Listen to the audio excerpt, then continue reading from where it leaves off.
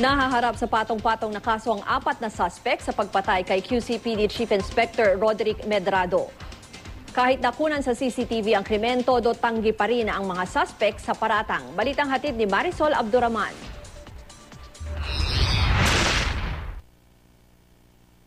Hindi po totoo yun. Tingnan na lang po ninyo ng mabuti kung sino po talaga yun. Hindi ko po alam yan. Basta nasa trabaho po ako.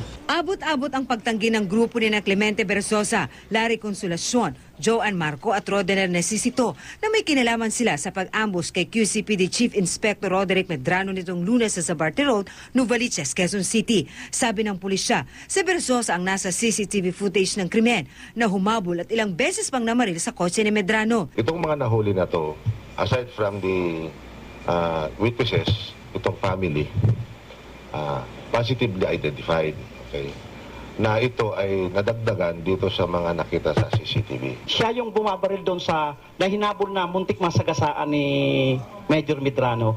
Hindi naman sinabi ng pulisya kung sino kina Consolacion, Marco at Necesito ang dalawa pang salaring nasa video.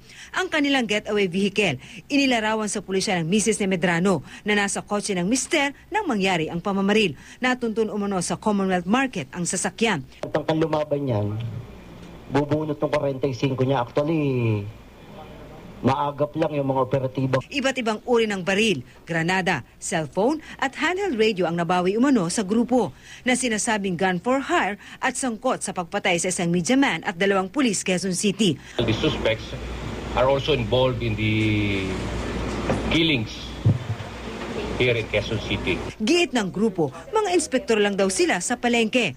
Nahaharap ang 4 sa mga kasong murder, 2 counts of attempted murder, illegal possession of firearms and ammunition at illegal possession of explosives. May kinalaman daw sa kanyang trabaho bilang isang pulis ang motibo sa pagpatay kay Medrano.